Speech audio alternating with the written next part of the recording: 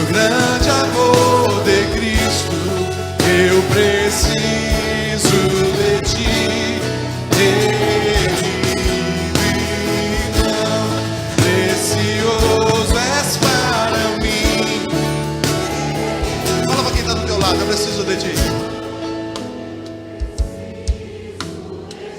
Olha nos olhos dele e diga isso.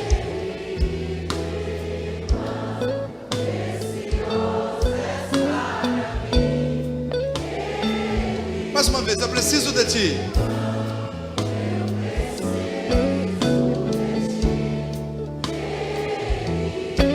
Precisamos de uns dos outros, né?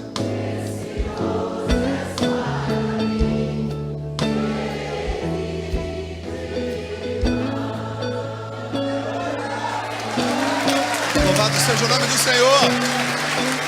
Louvado seja o nome do Senhor. Olha, salve essa data aí, olha, dia 31 de agosto, sexta-feira. Nós vamos estar comemorando 15 anos de ministério. Eu só dei uma palhinha do que vai acontecer aqui, hein? Vai ser a noite da gente trazer à memória aquilo que nos dá esperança, né? Então você é nosso convidado de honra. Vai estar conosco, vai ser numa sexta-feira. E nós faremos esse cultão aí de agradecimento, de ação de graça ao Senhor por 15 anos de ministério. Na oportunidade a gente vai estar aqui tentando fazer um pouco desses louvores nos tocarem no fundo da alma como tocaram no passado. Amém? Então fala para o teu vizinho aí, ó, sexta-feira, dia 31. Fala para ele, se não perde não. Pode tomar seu assento.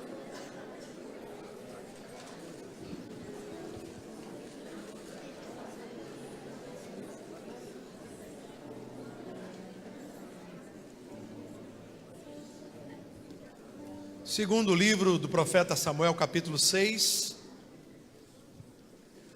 Eu quero falar hoje de uma casa abençoada. Segundo livro do profeta Samuel, capítulo 6, eu quero ler apenas o verso 12.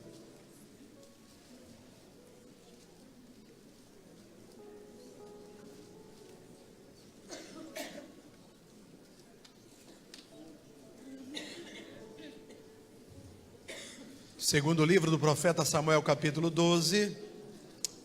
6, verso 12, perdão. Segundo Samuel 6, 12.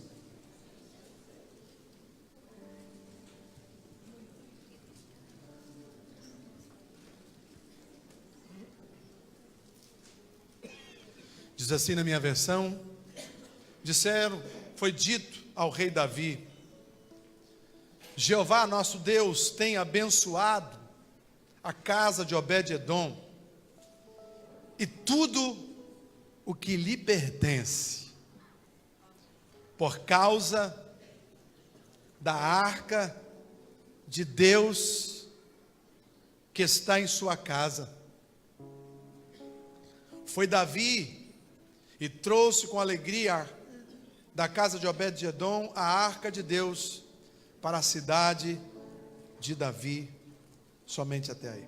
Ó Pai, mais uma vez te agradecemos, te entronizamos, te exaltamos, te glorificamos, nos rendemos aos seus pés, confessamos que Tu és o nosso Deus, nosso único Senhor e Salvador, o Messias, o sopro das narinas de Deus, o ruache de Deus, o nosso Pai amado, o nosso Redentor, o nosso Cordeiro de Deus, o nosso amado Deus.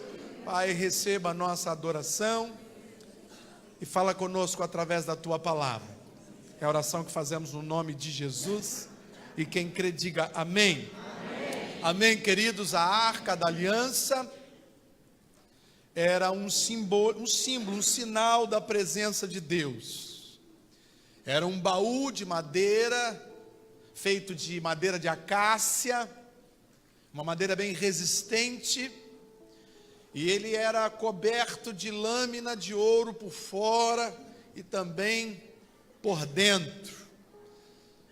Por sobre ele havia uma tampa, que a gente chamava de tampa do propiciatório, com mais 2 imagens de 2 querubins, com as asas elevadas, se tocando nas asas, como se prostrados diante um do outro. E ali, diz a palavra, que uma fagulha da Shekinah, da presença de Deus, um lampejo apenas uma eletricidade da presença de Deus se manifestava sobre aquele lugar, e por conta disso Deus se manifestava onde a arca estava. Aconteceu que essa arca foi feita por Moisés, e por muito tempo o povo peregrinou no deserto, e carregando essa arca, desmontando e montando o tabernáculo da preposição, do holocausto, e a arca sempre estava lá, no 3º grau, lá no Santo dos Santos, no fundo do tabernáculo, e era ali que os sacerdotes ofereciam os seus sacrifícios, era ali que Deus orientava os seus sacerdotes, era ali que Deus falava com o seu povo, sobretudo com os seus sacerdotes. Aconteceu que depois de um tempo, as tribos enfrentam uma luta muito grande, estão divididas pela vaidade, estão divididas pelo orgulho, e um exército inimigo se arvora contra o povo de Deus e destrói aqueles lugares onde eles tinham, destrói o templo, destrói tudo, e leva a arca da aliança para o templo de Dagon, no meio dos filisteus. Por ali ela fica muito tempo, e o povo só vai se degradando cada dia mais. Saul assume como rei, mas os pensamentos de Saul estavam voltados muito mais para os seus desejos pessoais, se tornou um homem egoísta, e ele acaba se esquecendo da glória, da presença da glória de Deus. E a arca, durante todo o reinado de Saul, fica lá no território filisteu, ou seja, Saul é um rei sem glória.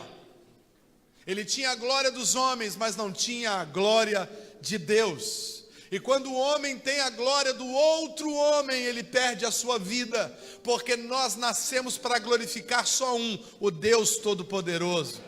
Saul foi um grande rei, mas um rei sem a glória de Deus, sem a presença da glória de Deus, sem a arca de Deus, lugar onde Deus se manifestava. Logo ao assumir o posto de rei, Davi tem uma ideia extraordinária. Ele pergunta: onde está a arca? A arca está no meio dos filisteus.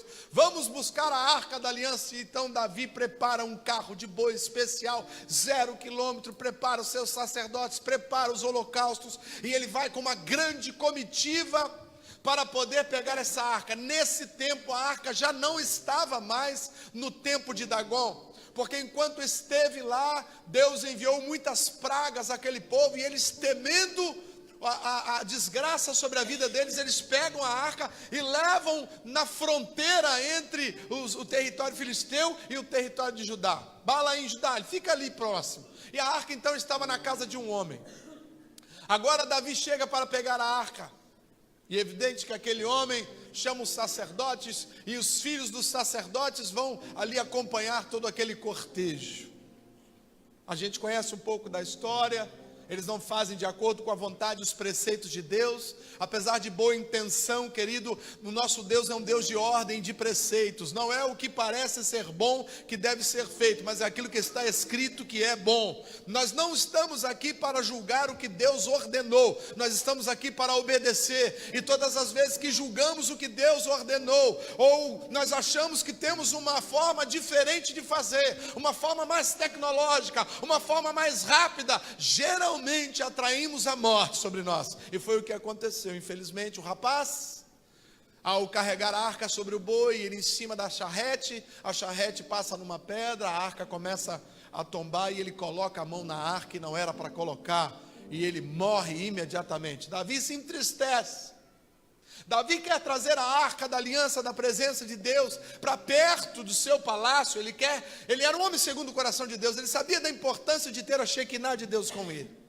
Então ele prepara uma nova empreitada e vai agora.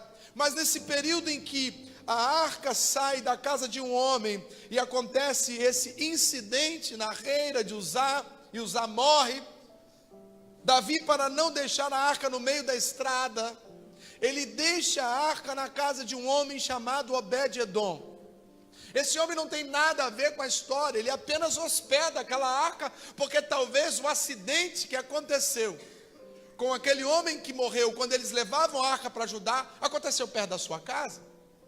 E por conta disso, talvez, quem sabe, vamos deixar a arca aqui na casa daquele homem. Aquele homem é crente, vamos deixar aqui mesmo. Ó, seu Obed, aqui nós estamos com problema, a arca, a gente não está podendo levar, porque a gente fez alguma coisa errada, precisamos voltar lá, consultar os sacerdotes, fazer do jeito certo. Olha ali, o rei Davi está triste, que não conseguiu, já morreu o filho do rapaz aí, nós estamos consternados, o que era alegria agora virou pranto, e a gente não tem como levar a arca, mas a gente pode deixar aqui no meio da estrada, nem muito menos nesse terreno aqui acidentado. O senhor poderia colocar a arca aí na tua casa? E rapidamente, prontamente, esse homem, quero crer, disse, claro, a arca da presença de Deus, pode colocá-la aqui dentro. E somente porque a arca de Deus estava na casa de Obed-edom, e por lá ficou apenas 3 meses, diz o texto, que a casa de Obed-edom e tudo que ele tinha foi abençoado. Não é simplesmente a casa em termos de edifício, não foi apenas o casamento, a vida familiar, a vida dos filhos, não foi apenas a questão de prosperar.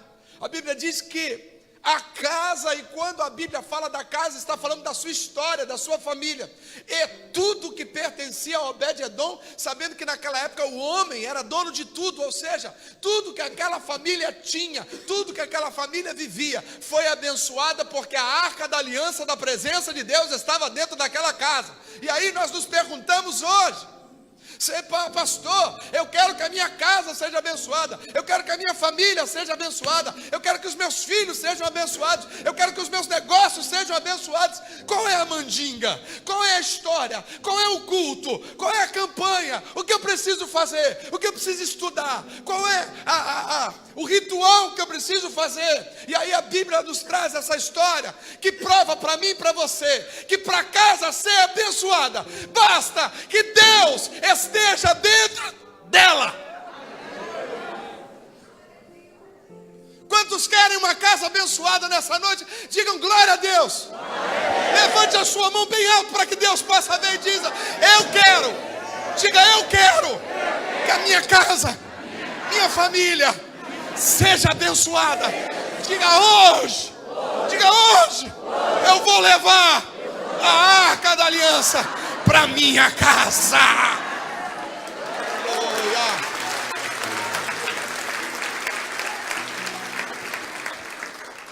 E talvez, se a gente estivesse no Velho Testamento agora, a gente ia brigar para ver quem ia levar, porque só tinha uma arca, né?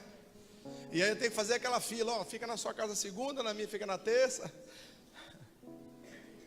Ou talvez fosse no Velho Testamento, a gente ia fazer várias arcas, sabe? Fakes, arcas fakes, arcas do Paraguai. E ia até vendendo aí fora a arca. Na verdade eu percebo que muitas pessoas ainda se prendem a isso, né? Elas acham que a presença de Deus hoje se manifesta numa arca feita de caixa. Ainda que a caixa seja feita de ouro, de titânio, de diamante, não importa. Porque estamos no tempo da nova aliança. A Bíblia diz que Deus não habita em caixas, em templos feitos por mãos humanas. O apóstolo Paulo diz aos Coríntios que nós somos o tabernáculo da presença do Deus vivo. Ou não sabeis vós que sois templo do Todo-Poderoso, a habitação do seu Espírito, diz a palavra de Deus. Ou seja, minha casa vai ser abençoada se a glória de Deus estiver dentro da minha arca, da minha história. Se eu me tornar o propiciatório da presença de Deus, porque onde Deus está, a sua bênção está também. Estamos no tempo da nova aliança. A carta aos Hebreus, que alguns acreditam ter sido escrita pelo apóstolo Paulo, no capítulo 9, verso 1, diz assim: ora, a primeira aliança também tinha preceitos do serviço sagrado e do seu santuário terrestre. Com efeito, foi preparado na época um tabernáculo cuja parte interior, onde estava o candeeiro, a mesa e a exposição dos pães, se chamava lugar santo. Por trás do segundo véu se encontrava o tabernáculo que se chamava Santo dos Santos, ao qual tinha um altar de ouro para o incenso, e ali ficava a arca da aliança, completamente coberta de ouro, no qual dentro dela estavam contendo o maná, o bordão de Arão, ou a vara de Arão que florescia, e as tábuas da aliança. Essa era a estrutura do local onde a arca ficava dentro do tabernáculo. E o que tinha dentro dessa arca? 3 coisas: o maná, o bordão de Arão, a vara de Arão e o que mais?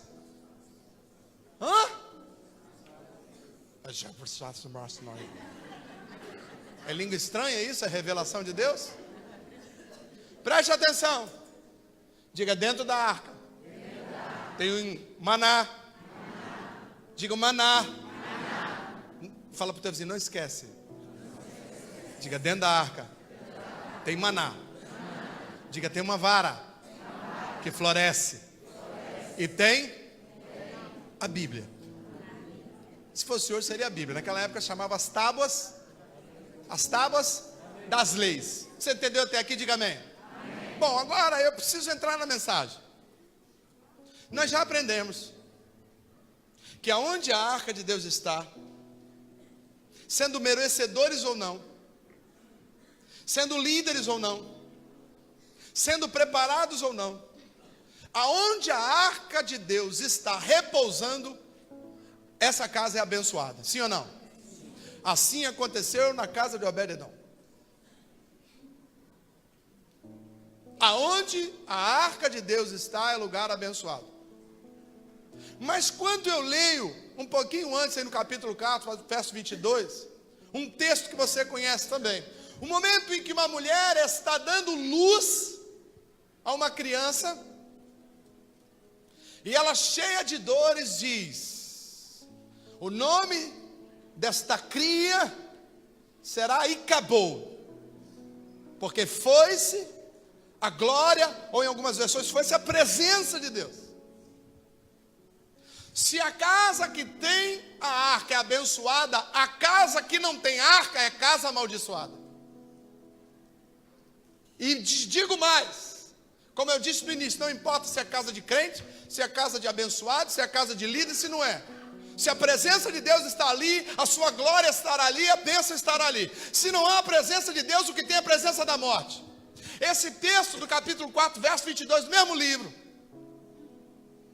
ele trata o momento em que falamos no início, quando os filisteus atacam o arraial, matam centenas de milhares de homens, e eles levam a arca, e naquele mesmo dia em que eles levam a arca da aliança, morre o sacerdote que estava em ofício, velho já, um ancião chamado Eli, morre seus 2 filhos, também que oficiavam no templo, Ofni e Finéias, e por fim, morre também a sua nora, porque a partir do momento que ela dá à luz a essa criança, ela amaldiçoa essa criança, ela põe nome nessa criança de Icabod, um menino, diz o texto que ela já não respirava mais. Casa com arca é casa abençoada, casa sem arca é casa que enfrenta a morte. Meu irmão, em nome de Jesus, sai daqui com essa frase ecoando na sua vida: se tem arca, tem bênção, se não tem arca, tem morte. Pode ser rico, pode ser pobre, pode ser filho de levita, pode ser pastor, pode ser membro, pode não ser. Se não tem arca, tem morte. Você está me entendendo? Diga amém. Amém. Então diga: minha casa é lugar de arca.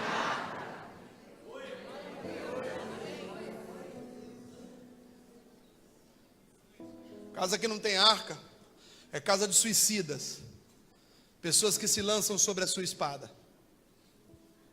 A casa que tem arca também tem erro. A casa que tem arca também tem problemas, também cometem pecados. Davi, ele quis fazer um tabernáculo para a arca próprio, para ficar do lado do palácio dele. Mas ele cometeu erros também, sim ou não? Sim ou não?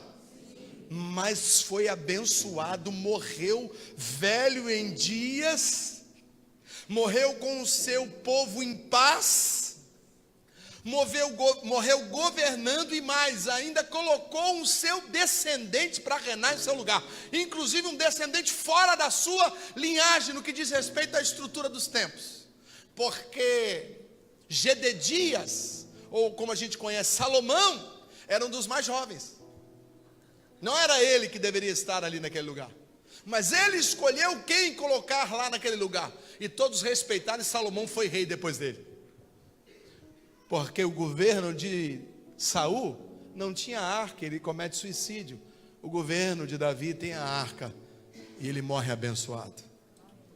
E aí eu fico pensando, pais e mães que juram de pé junto que querem o melhor dos filhos, pais e mães que choram quando fala dos seus rebentos, pais e mães que dizem: a minha vida é para o meu filho, faço de tudo para ele ser feliz, para ela ser feliz.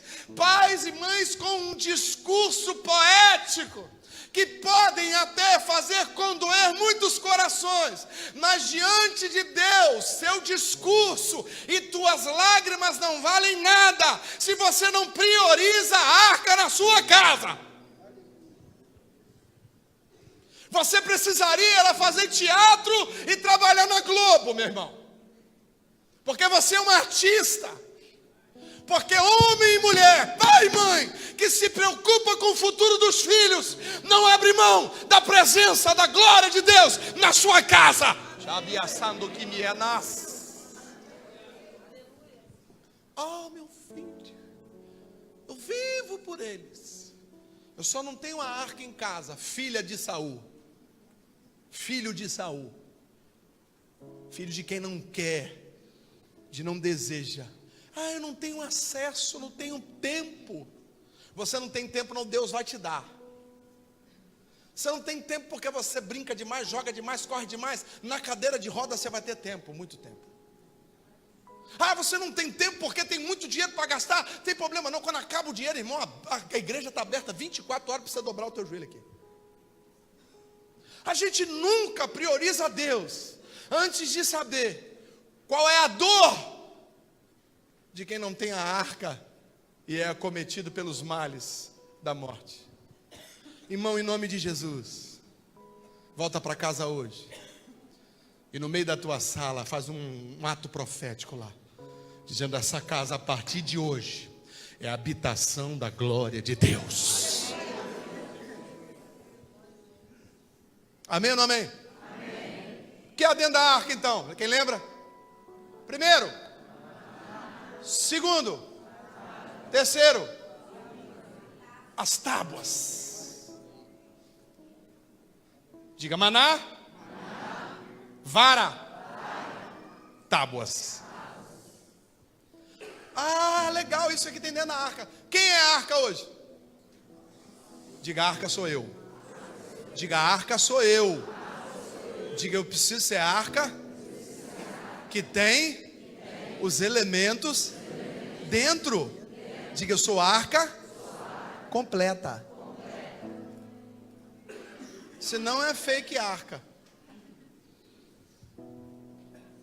O que simboliza o maná?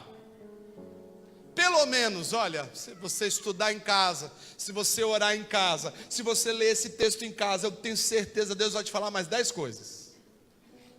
Porque isso aqui é manancial inesgotável de sabedoria. Entendeu? A minha cabeça que é completamente esgotável, mas a Bíblia é inesgotável. Amém ou não amém? Amém. Primeira coisa que tem, primeira referência, o maná faz referência à confiança. Por que confiança, pastor? Porque todo dia eles tinham que esperar o maná cair de manhã para fazer a comida. O maná fala de confiar na provisão de Deus. Meu amado, você não pode ser uma arca que não confia em Deus. Deus fez um pacto com o seu povo de cuidar dele. Durante 40 anos cuidou. Ele continua cuidando e vai cuidar de você. Confie.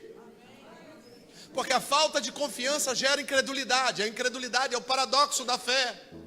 Não há como você dizer para mim que tem fé em Deus e desconfia da provisão. Quem crê que Deus é o seu Senhor tem a legítima convicção de que o pão jamais faltará, porque o Senhor é o seu pastor. Fala para o teu vizinho aí, tem maná na sua arca? Fala para ele assim, então confia. Agora o maná também fala de confiança e de dependência. Pastor, não é a mesma coisa? Depende, porque tem muita gente que confia, mas quando tem provisão. E o maná, ele tinha uma característica, ele era delicioso. Eles faziam bolo, faziam pão. Ah, se fosse hoje, ia fazer brigadeiro, pudim, 7 latas, tranqueira qualquer. Não ia faltar. Mas tinha uma característica. O que caía de maná era sempre muito mais do que eles podiam comer naquele dia. Imagina, você na sua casa come, sei lá, 1 quilo de arroz por semana. Se tem adolescentes, come 10, mas 1 quilo de arroz. Então você precisaria aí de em torno de, sei lá, 150 gramas de arroz por dia. Eu não sou cozinheiro não, irmão, não sei fazer nada, estou chutando tudo aqui. Se você gasta 150 gramas de arroz por dia, todo dia caía em torno de 500 gramas de arroz. Era o maná. Então sempre caía mais do que eles precisavam para aquele dia.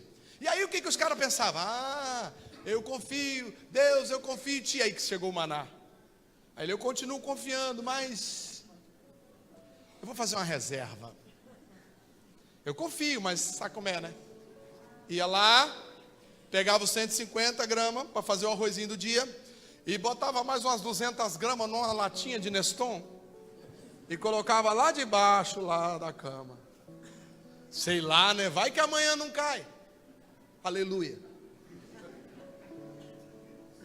E aí no outro dia, acordava cedinho, o maná não tinha caído ainda. E o cara esperto chamava a mulher dele e falava assim: os bobão não pegaram nada, nós pegamos, né? Você guardou, dia de guardei, fechou a tampa, fechei a tampa. Então vamos lá pegar que a gente vai. Enquanto o povo espera o maná cair, nós já vamos fazer o nosso guisado, o nosso pudim. Nós já vamos fazer o nosso bolinho, nossa broa de milho, aleluia. E aí foram lá e pegaram a latinha, botaram em cima. Aí pegaram o sal, já pegaram lá os matins. Vamos usar isso, vamos fazer aquilo. Se tinha um ovo de galinha também já botou ali, né? Para poder fazer aquela clara em neve. Quando abriu o pote, irmão, estava putrefado. Tinha bolô, podre. E aí talvez o marido e a mulher, né, se fosse hoje, você não fechou a lata direito, demoniada, você deixou a lata aberta, você deixou, você mexeu. Se tem filho já vai olhar para os moleques, você foi mexer na lata. A verdade é que Deus quer a nossa confiança de tal forma que ela se transforme em dependência. Dependência. Não é a tua reserva que deve arrefecer a angústia do teu coração. Não é a tua poupança que deve tranquilizar você. Não é o que você tem, não é o que você alcançou, não é o posto que você está, não é o teu emprego, não é o teu salário, não é a tua saúde física, meu amado. A tua confiança precisa estar dependendo sempre de Deus. Então o maná, quem tem o maná dentro de si, ainda que esteja com um bom emprego, não abre mão de depender de Deus. Ainda que esteja com a família abençoada, não abre mão de depender de Deus. Quem tem o maná, querido, dentro da sua vida, depende de Deus para tudo, e nele se agarra, e nela se prende, e não abre mão de estar sempre na orla do vestido do Pai. Pergunta para o teu vizinho, tem maná? Então dependa de Deus. Em última instância, o maná vai falar de quê? De salvação física. Porque eles comiam para não morrer. Eles se alimentavam do maná. Então o maná também mantinha a vida deles, a integridade física deles. Lembrando, meu amado, que o maná é do Velho Testamento. Hoje nós temos o quê? O pão vivo que desceu do céu. Nós não temos mais a farinha, o pão já vem pronto. E mais, no passado eles pegavam a farinha e tinham que fazer o pão. No Novo Testamento, segundo a palavra de Deus, quando Ele entra na minha casa, é Ele quem põe uma mesa diante de mim, na presença dos meus inimigos. A comida vem pronta, é Ele que põe a mesa, e Ele senta conosco, e Ele ceia conosco. Então não precisa se preocupar. Deus guarda a sua integridade física. Ele é sombra à tua direita. Ele é o guarda que não toscaneja. Ele é o que edifica a tua casa. É Ele que te protege. Ele te livra do laço do passarinheiro, da peste perniciosa. Ele com as tuas mãos te cobre, e sobre as suas asas estarás seguro. Eu estou sentindo Deus falar nessa palavra. Se tem maná, tem confiança. Se tem maná, tem dependência. Se tem maná, querido, tem certeza de que Deus é contigo. Pergunta para o teu vizinho aí: tem pão vivo dentro de você? Tem não? Que Jesus falou: aquele que não come e não bebe de mim, não tem negócio comigo não. E aí os discípulos queriam morder ele, né? Jumentos, não estavam entendendo o que ele estava falando. Mas Ele é o pão vivo que desceu dos céus. Amém ou não amém, querido? Amém. Então, na arca tinha maná. O que mais que tinha na arca? A vara. A vara. A vara é legal, porque a vara vai falar de autoridade. O primeiro momento que a vara ela é mencionada como a vara de Arão, que floresce e deu frutos. Na verdade era uma vara de, quem lembra? A fruta. A amendoeira, é uma amendoeira, a fruta de amêndoa. Não deve ser essa amêndoa nossa aqui, né? Deve ser uma outra amêndoa.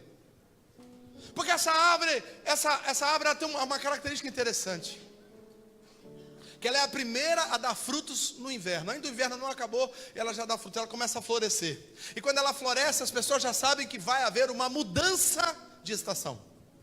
E ela é a única árvore frutífera que consegue florescer e frutificar ainda no inverno. É a única. Muitas flores, muitas plantas sobrevivem bem ao inverno, mas a amendoeira é a única que floresce e dá fruto ainda no inverno. Então ela é uma árvore muito resistente. Mas como é que essa história aparece? Essa história aparece quando há uma rebelião logo na saída do Egito. O povo de Deus está ainda cheio de vontades, de desejos, achando que Moisés e Arão não estão preparados para liderar. E eles começam a armar um motim. A primeira família tragada pelo motim, pela rebelião, é a família de Corá e Coré. Eles são tragados pela terra. E muitos saem correndo, mas a Bíblia diz que vai um monte de raio em cima deles, irmão. Eles são chamuscados de cima para baixo. E aí todo mundo fica assim estranho, mas ainda continuam achando que Arão não tinha capacidade de ser o sacerdote. E aí Moisés, instruído por Deus, pede que cada homem, cada príncipe das 12 tribos, cada um deles, trouxesse o seu bordão. Na época era muito comum eles usarem um bordão, uma vara, como é que chama aquele negócio que velhinho usa? É tipo uma bengalinha, né? Mas eles usavam, ela era mais alta, porque eles usavam também para apacentar as ovelhinhas. Era muito comum, eles andam muito com aquilo. E aí preste atenção. Naquela noite então, as 12 varas foram catalogadas. Fulano chegava lá de Naftali, o outro chegava de não sei de onde, o outro chegava de não sei de onde, e ela ia botando lá, vara de fulano de tal, da tribo tal, bota lá, vara de fulano de tal, da tribo tal. Aí chegou Arão, vara de Arão da tribo de Levi, põe lá. Pegaram as varas e colocaram dentro do tabernáculo, foram dormir. E aí Moisés falou assim: para que o povo saiba que eu sou líder da parte de Deus, amanhã a vara que florescer vai ser a vara daquele que vai ser o líder do sacerdote. E acontece o quê? No outro dia, você já sabe, não tinha só flor, tinha fruto.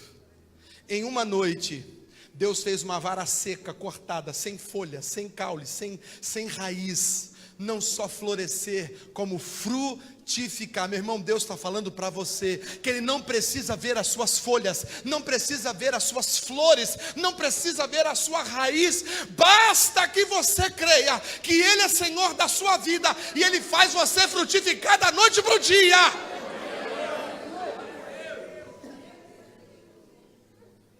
E assim aconteceu então, e aí essa vara de Arão que frutificou, que floresceu e frutificou, ficou famosa. Então quando Deus orienta Moisés a respeito do tabernáculo, e isso vai passando de geração em geração, até que dentro dessa caixa, né, dessa arca da aliança, também estivesse um pedaço, ou talvez sei lá, eu não sei o tamanho dessa arca. Alguns dizem que ela era grandona, outros dizem que já era menor. Tem várias teorias. Mas pelo menos tinha um toquinho ali da vara de Arão que florescia. E provavelmente eu quero crer, meu irmão, que mesmo dentro de uma caixa fechada, sem entrada de sol, sem ninguém jogar água, até mesmo faltando qualquer tipo de nutriente, eu quero crer que mesmo ali dentro ela florescia e frutificava a todo o tempo. Então a vara fala de autoridade. E a autoridade que nós precisamos ter na nossa vida, querido, é Jesus Cristo. Se você tem Jesus como autor e consumador da sua fé, se você tem Jesus como aquele que tem autoridade sobre a tua história, sobre as suas decisões, fica tranquilo, você vai florescer. Agora, enquanto você é dono de si mesmo, enquanto você acha que são as suas decisões, as suas reflexões, a sua capacidade elucidativa, a sua capacidade de entendimento, sabe? A sua capacidade de raciocínio, é isso que vai te levar para frente, meu amado. Você está perdendo a oportunidade de estar debaixo do jugo de um homem que tem a mente que não cabe nos céus. Está debaixo de alguém cujos planos nunca se frustram. Se você quer florescer, meu amado, deixa Jesus ser Senhor da sua vida. Deixa que Ele tenha autoridade sobre você. Porque ter Jesus como Salvador, todo mundo quer.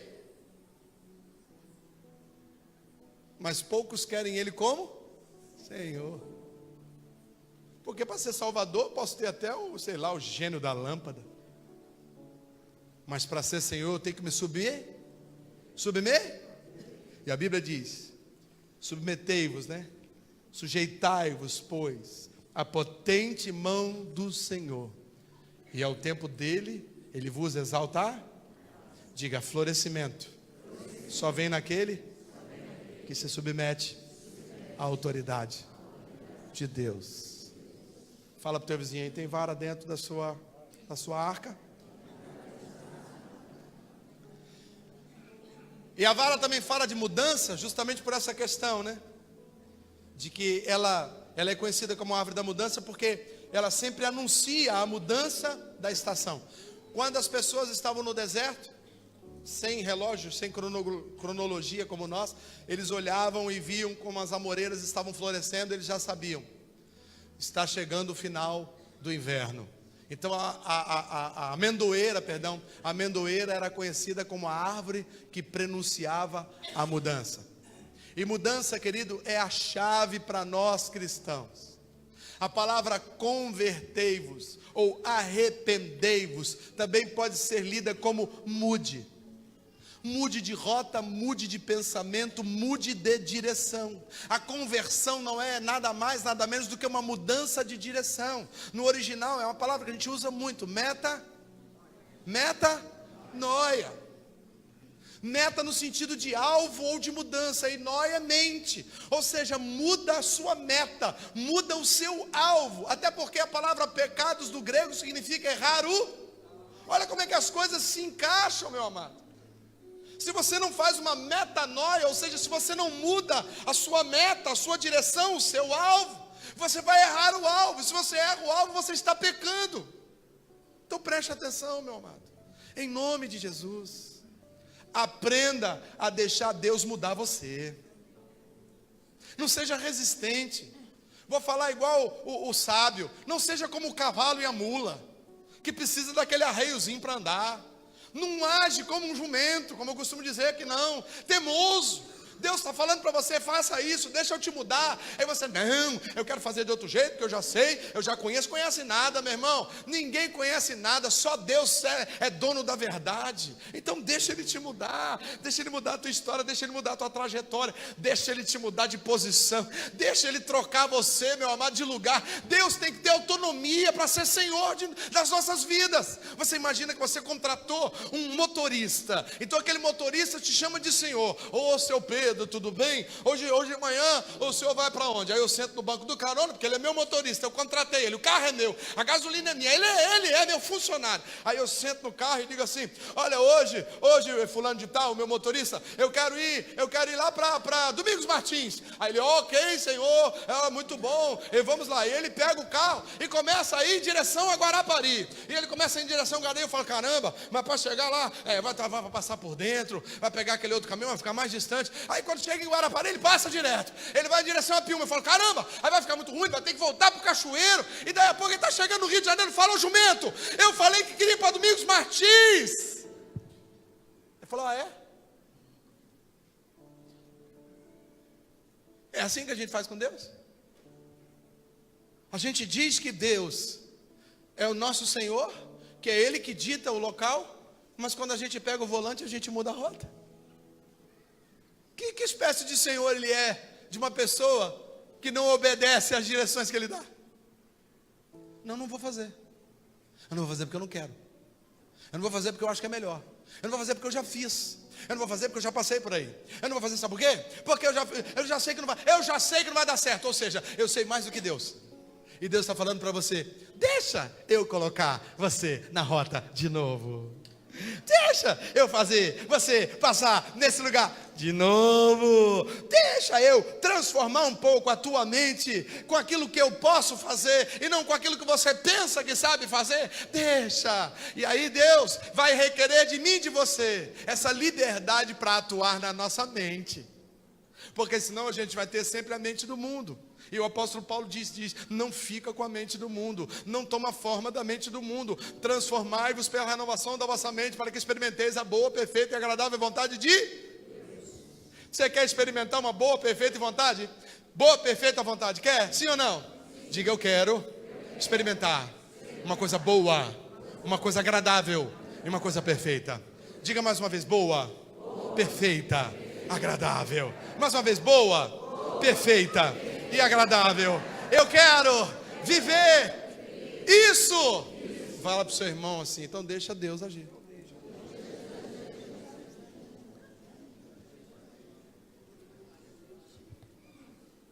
O que mais que tinha na arca? Tinha o maná, tinha a vara e tinha as tábuas da aliança. Representam em primeira instância uma aliança. O que é uma aliança, irmão? É um pacto, é um voto de fidelidade sobre um determinado tema. Deus chama Moisés e fala assim: Moisés, eu vou libertar vocês do Egito, e eu vou levar vocês para Canaã. Eu já preparei a terra lá. Já preparou? Já preparei. Tem fruta, tem legumes, tem água, tem gigante. Tem problema, mas vocês vão entrar lá, vão desapossar todo mundo e vão tomar posse. Aleluia, glória a Deus. E como é que a gente faz então para chegar nesse lugar? Pois é, para vocês chegarem bem naquele lugar, e não basta chegar no local onde Deus mandou, você tem que chegar do jeito que Deus mandou. Porque muita gente até chega no território da promessa, mas chega do mesmo jeito que saiu. Ele saiu do Egito e chegou em Canaã. Aí, em vez de chegar um crente em Canaã, chegou um egípcio. Ou seja, ele só mudou de local, mas o reino dele continua sendo egípcio. A mudança que Deus faz, porque ele não é mudança de local, é uma mudança de mente. Você está me entendendo? Diga amém. Você está me entendendo? Diga amém. Aí Deus fala assim: então vamos lá, hein, Moisés, escreve aí na tábua da aliança. Aí vai lá, as 10. Aí depois ele vai escrevendo outras, vai falando sobre os preceitos, as leis ritualísticas, as leis do holocausto, as leis culturais, as leis de problemas que eles iam enfrentar, a parte de julgamento. Ele vai escrevendo, sei lá, mais de 600 leis. Ele fala assim: olha, Moisés, essas leis aqui vocês vão cumprir para que tudo vá vá bem. Olha, se vocês andarem nos meus preceitos, vocês vão experimentar o gozo de Canaã. Se vocês me obedecerem, vocês vão se dar bem. Olha, tem dois caminhos: tem o caminho da rebeldia, o caminho da morte, e tem o caminho da obediência, o caminho da vida. Então escolhe obedecer. E olha, pega essa palavra, e toda vez que tiver uma festinha, você pega essa palavra e começa a ler nas praças, e vai lendo todos os dias. Olha, quem tem filho, fala com eles, para inculcar nos seus filhos essa palavra, falando com eles quando eles se deitam, quando eles se levantam, quando eles estão caminhando, quando eles estão comendo, é o tempo todo, e a palavra está batendo na cabeça dessa criança. Para quê? Para ela ficar gravada na testa deles, ou seja, na mente deles. Você entendeu, Moisés? Entendi. Agora Deus nos dá a lei, para a gente chegar onde a gente deseja chegar, em nossa Canaã, em nossa vitória. Você está me entendendo? Diga amém. Então diga: o lugar onde eu desejo chegar só depende da minha obediência às tábuas. Pergunta ao teu vizinho: você tem a tábua? Mostra para ele que você tem. Levanta-se bem alto a sua tábua. Fala assim: graças a Deus, a tábua eu tenho. Só falta obedecer.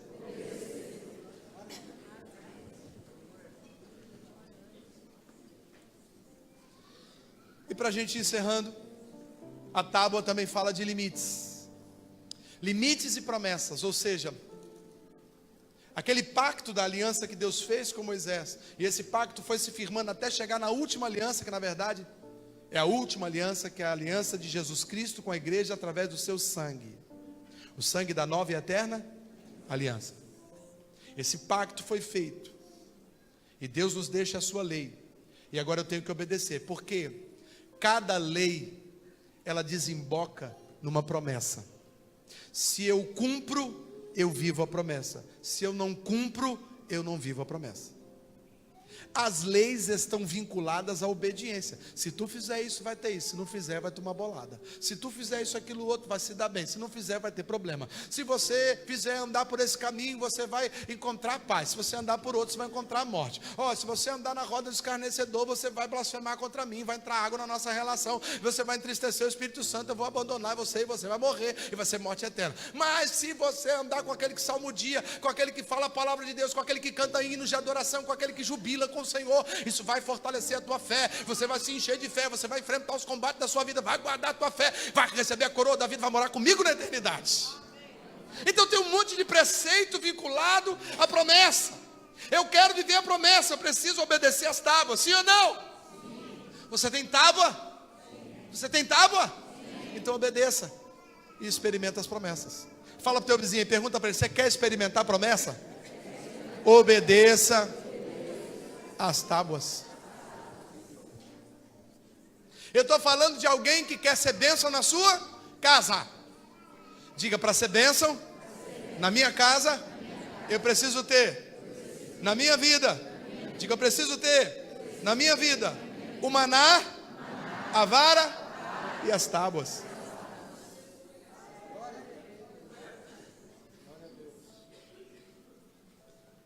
Aí alguém fala para mim assim: mas pastor,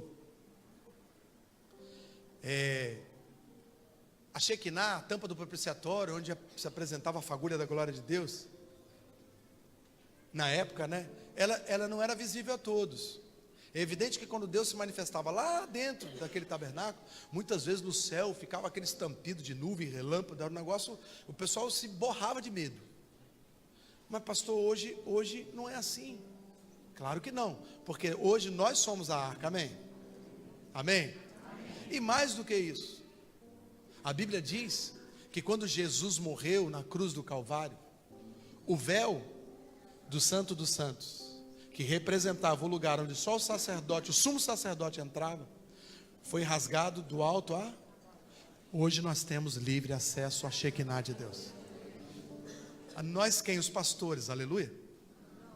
Claro, também. Nós os pastores, só os pastores? Não, só os líderes, os santões. Os santarrões, não? Não. Quem tem livre acesso? Todos. Só não vai até Jesus quem não? Porque Jesus não faz acepção de pessoas. Jesus está lá de braços abertos me esperando no Santo dos Santos, e eu posso entrar sem olhar para trás, meu, porque Jesus vai estar sempre me esperando. E quando Jesus está, querido, aí eu me torno a arca da aliança, aí eu me torno o lugar da habitação do Espírito Santo de Deus. Você quer que a sua casa seja abençoada? Diga amém. Amém. Então diga: eu preciso voltar para casa. Claro, você é a arca. Fala para o teu vizinho: você é a arca. Você é a arca. Irmão, uma casa que está faltando uma pessoa querida é uma casa feliz? E se essa pessoa for problemática? Ela continua sendo uma casa triste. Porque todo mundo que é da família quer estar junto, sim ou não? Sim ou não, querido? Sim. Então, se está faltando a mim, está faltando uma parte da arca. Se eu quero a minha casa abençoada, eu tenho que voltar para a minha casa, porque eu sou a arca na minha casa. Ah, pastor, mas eu sou uma arca meio... eu sou uma arca meio complicada. Sim, você pode ser uma arca complicada para o mundo, para a sociedade, até para a sua família. Ah, pastor, mas eu sou uma arca torta. A madeira que usaram para me fazer foi madeira, aquela madeira que quando molha ela incha assim, não tem? E que as gavetas não abrem mais. Ah, pastor, olha, eu caí, eu me feri, eu briguei com alguém, eu me chateei, eu estou chateado comigo, eu não me vejo como uma boa arca, pastor. Sabe? A minha acácia, né, que era a madeira usada para fazer arca, deu bolor. Tem parte dela que está podre. Talvez você me diga assim: na minha arca está faltando tampa, está faltando argola, está faltando calço. Na minha arca, pastor, olha, na minha caixa, essa caixa que Deus, né, quer habitar dentro dela, esse tabernáculo, né, essa arca que Deus quer se manifestar, está cheia de problema. Talvez se fosse no passado, no Velho Testamento, a gente teria que chamar alguns construtores para ajustar você, meu amado. Mas graças a Deus, e talvez por um motivo muito claro, o nosso Jesus, enquanto homem, aprendeu uma arte, a carpintaria. Ele pega a arca toda arrebentada e faz ela novinha, porque ele sabe mexer com madeira, ele sabe reformar, ele pinta, ele faz ficar tudo novinho. Ele pode refazer a arca. No passado a gente dizia que era vaso e que Deus era o oleiro, mas no Novo Testamento nós somos caixa. E o nosso Senhor é carpinteiro. Deus pode te fazer de novo. Deus faz, irmão. Ele pode. O que não dá é para você querer abençoar a sua casa sem ter a arca contigo, sem ser a arca, sem ter os elementos da arca. Diga: minha casa será sempre muito mais abençoada quando eu for arca dentro dela. Tem muita casa de Obed-edom sem arca. Tem muita casa de Obed-edom triste, vazia. Tem muita casa de Obed-edom que não vê a hora da arca chegar na casa, para ela ser abençoada e tudo que ela tem ser abençoado. 3 meses, apenas 3 meses, foi o suficiente para a vida de Obed-edom mudar. Apenas uma noite foi suficiente para a vara seca, o cajado de Arão florescer e frutificar. Porque o nosso Deus, o que Ele faz em 40 dias, Ele faz em 40 anos, Ele faz em 40 minutos. Ele é soberano Deus, Ele é Deus do tempo também. Agora Ele não faz na vida de quem não se deixa ser arca. Você vai ficar a vida inteira tentando se pintar. Você vai ficar a vida inteira tentando se consertar. Porque a intenção de ser bênção na casa todo mundo tem. Se você for lá no Xuri e perguntar a um condenado lá se ele gostaria de ser bênção para a família dele, ele vai dizer: eu gostaria muito de ser bênção, mas eu não consigo. E não é o sistema penitenciário muitas vezes que vai ajudar. Mas uma coisa é certa: se você deixa Jesus te jogar na carpintaria dele, pegar o formão, o serrote e começar a tirar cavaco de você, e ele vai cortar algumas partes, e ele vai cortar outras partes, ele vai serrar umas partes podres, e talvez você vai dizer para mim: mas eu gostava tanto dessa alça da minha arca, era uma alça tão legal, está quebrada, mas eu gostava dela, eu botei um parafuso nela, pastor. E Deus está falando para você nessa noite: mas eu preciso fazer ela ficar nova, e para fazer ela ficar nova eu não posso usar remendo, eu tenho. E aí você diz: mas por dentro eu gosto tanto, por dentro eu gosto tanto disso que eu fiz, deixei de fazer, eu gosto tanto desse hobby, daquilo que eu faço. Ai pastor, eu gosto tanto dessa parte de mim, eu gosto tanto de fazer isso me dá tanto prazer. E aí Deus está do alto céu dizendo: mas isso aí está fora dos padrões da arca, cujo meu filho se manifesta através do Espírito Santo. Eu preciso mudar. Diga: a arca tem projeto.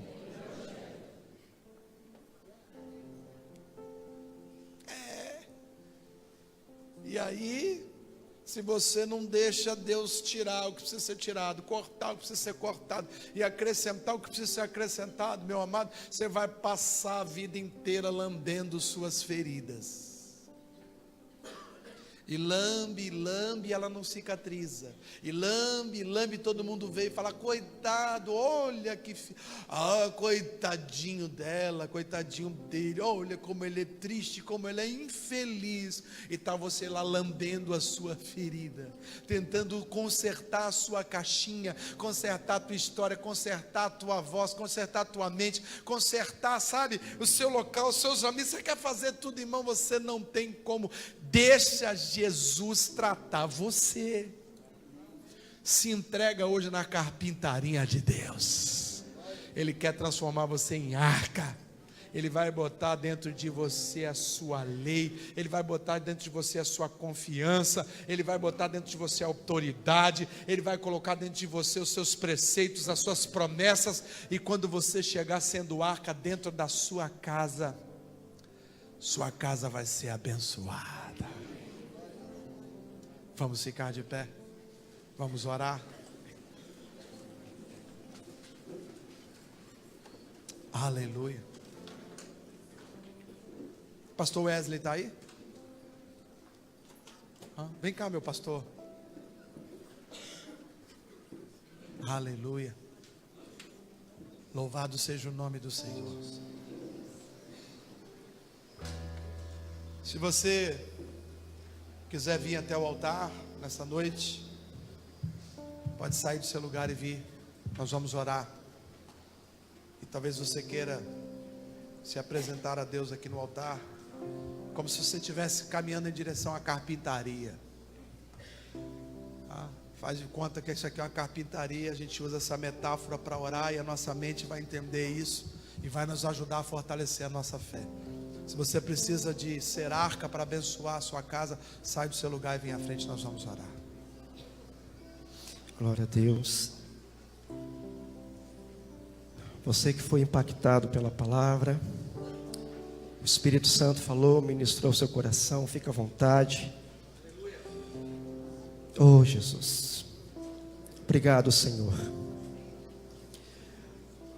nós estamos nessa noite na tua presença como igreja. O Senhor nesta noite mexeu com a nossa estrutura. Mais uma vez, Senhor, impactou a nossa alma com a tua palavra. Senhor, nós nesta noite queremos ser pessoas que acreditam, pessoas que têm no coração a tua palavra, a promessa do Senhor. E nós nesta noite nos rendemos aos teus pés.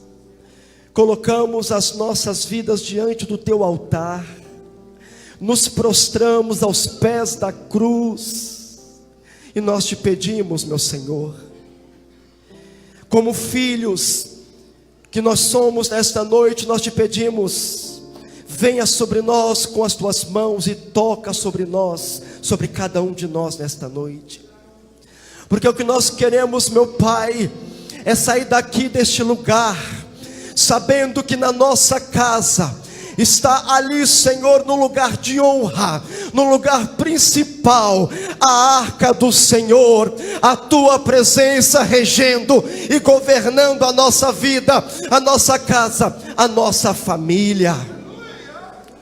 Nós profetizamos que a partir de hoje a nossa casa não será mais a mesma, a nossa família não será mais a mesma. Tomamos posse, Senhor, da tua palavra profética nessa noite. Nós somos casa de Deus, e a arca do Senhor está estabelecida no centro da nossa vida. Oh Senhor, em nome de Jesus Cristo, nesta noite, Senhor, os elementos que continha dentro da arca, profeticamente nós tomamos posse neste lugar, nós tomamos posse nesta noite. O teu povo, a tua igreja, os teus filhos, clama ao Senhor com seus corações pedindo: papai, oh papai, que o maná se cumpra em nossas vidas, que o maná seja derramado sobre nossas casas, sobre nossas famílias, porque nós acreditamos, porque nós confiamos prontamente na provisão do Senhor, e não na força do nosso braço, e não na capacidade intelectual que nós pensamos que por ela nos leva a acessar ambientes. Mas nesta noite nós iremos prevalecer e prosperar na vontade do Senhor, em nome de Jesus Cristo.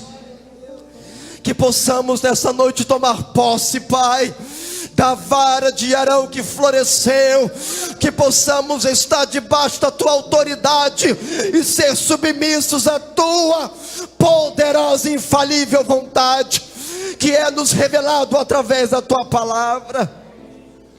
Que cada um aqui, Senhor, possam sentir o toque das tuas mãos, e pela sensibilidade do teu Espírito, ser submissos, nos submeter ao teu querer, à tua vontade, somente a tua vontade, em nome de Jesus Cristo. Pedimos ao Senhor, meu Pai, que nesta noite, Senhor, o Senhor possa visitar a cada um aqui que representa a sua família, cada pai, cada mãe, cada esposa, casamentos, filhos, famílias inteiras, possam ser abençoados pelo Senhor, como foi profetizado na tua palavra, em nome de Jesus. Que possamos tomar posse das tábuas, que possamos tomar posse da tua palavra, dos decretos do Senhor, e nelas vamos prosperar, e nelas vamos proferir e profetizar sobre nossas vidas, sobre nossa história e sobre a nossa existência. Nós oramos ao Senhor nesta noite, que cada um possa ser tocado, que cada um possa ser movido. Mova-se nas águas do Espírito nessa noite, meu irmão. Sinta o toque do Senhor, sinta o abraço do Pai, porque hoje é noite da tua vitória. A tua família está sendo visitada nesta noite. Flua no Espírito, em nome de Jesus Cristo. A tua família não será mais a mesma. A tua família não será mais a mesma. Aí você vai dizer: ao chegar na sua casa, ao abrir a sua porta, vai estender as mãos e vai clamar: eu e minha casa serviremos ao Senhor. E aqui não há espaço para espírito maligno nenhum, e para as ações do diabo não há espaço, porque na minha casa está preenchida pela arca da aliança, pela presença de Deus. Se assim você crê, levanta suas mãos e glorifica o nome do Senhor, e aplaude Jesus bem forte, em nome de Jesus.